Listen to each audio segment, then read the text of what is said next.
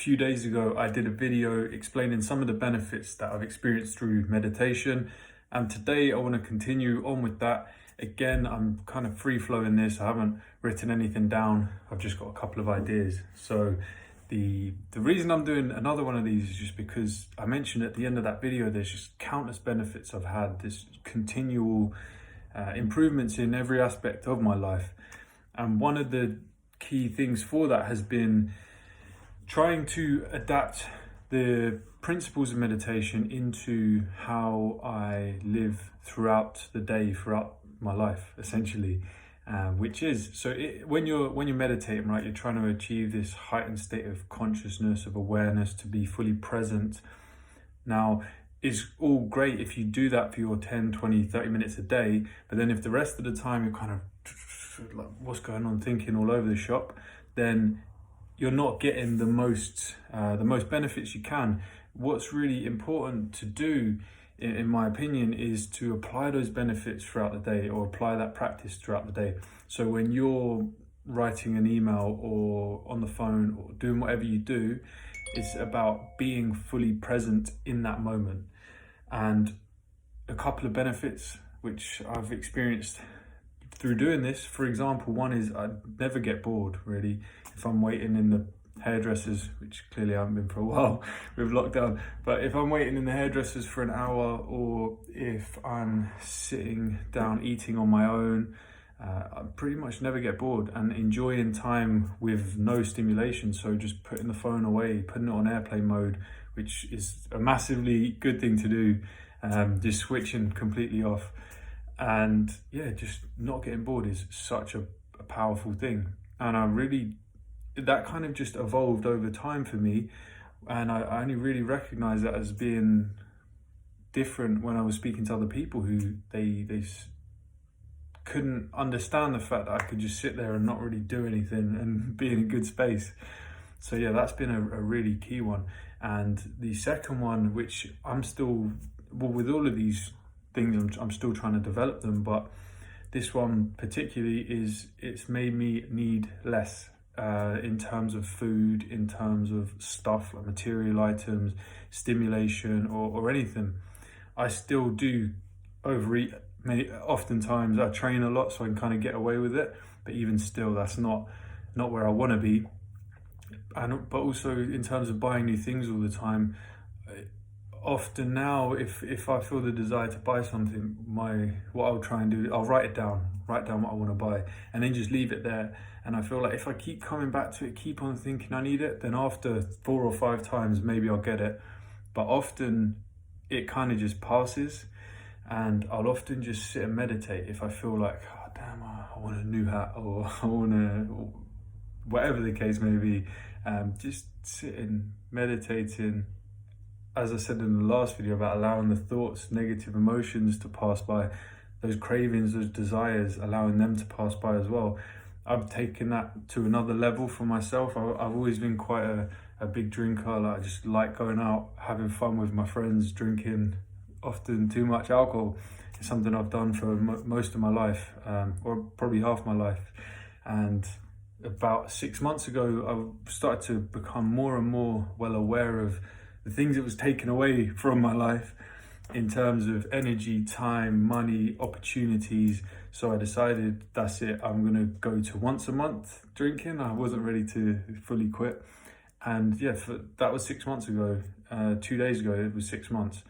And yeah, I had a big night in December, a big night in January, and I haven't been tipsy or drunk since January. The most I've had is 2 drinks, and I can count on 2 hands, probably not one, the amount of times I've actually drunk alcohol in the last 4 months.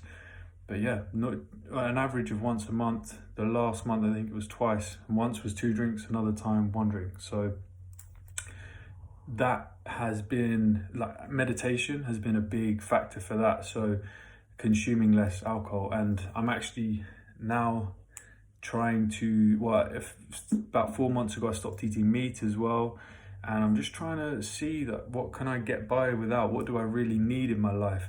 And meditation is a key resource for giving me that strength, because when you sit down and meditate, you're aware, like, do you know what, I actually don't really need anything right now, at least. For sure, you need to drink, you need water, you need oxygen, you need social interaction. But in this moment right now, as you're watching this video, is there something you really, really need? Or could you just switch it all off and just sit, just be present? I'm pretty sure most of us could. And that's powerful, to have that awareness that everything you need is within you. And to further that point, what is within you, when you start to tap into it more and become more aware of it, is you start to access, I guess you could call it, your innate wisdom, your heart wisdom, your intuition. You start to have a better relationship with these. The way that we live now, it's constant stimulation. Like if you're sitting at the bus stop for 5 minutes, you're on your phone. If you're eating dinner alone in a restaurant, you're on your phone. And I often do this as well, for sure. I often have my headphones in, and I'm not saying I never use those, like that kind of technology. But what I am saying is that it is important to be able to step away from that and just sit with nothing, no stimulation. And then when you do that, when you quiet the mind, when you stop the stimulation, that allows the deeper wisdom to come out.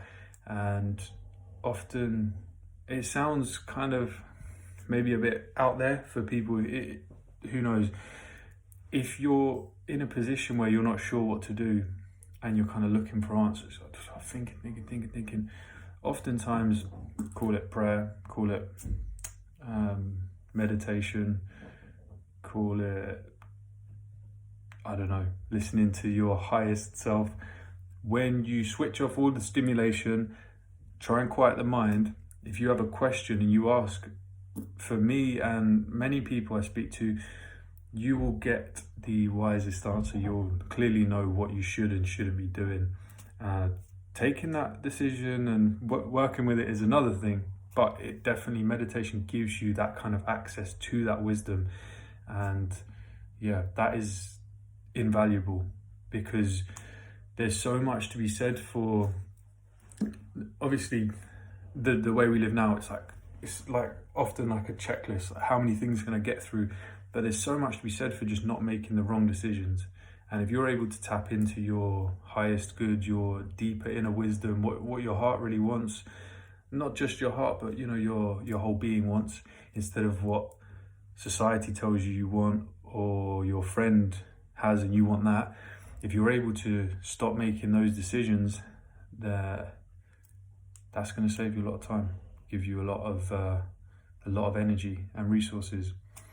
So yeah, that one final thing to add to that, then it's actually helping me gradually. This is a process for sure, making me need to achieve less, which might sound like a bad thing to some people, but what it's basically doing is lifting that pressure off, in terms of saying, I don't need to do 15 different things. And I've been someone, I still am someone who kind of spreads myself out of doing many things at once.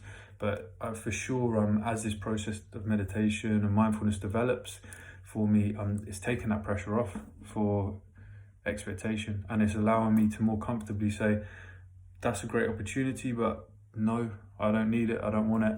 And yeah, so it's giving me more time.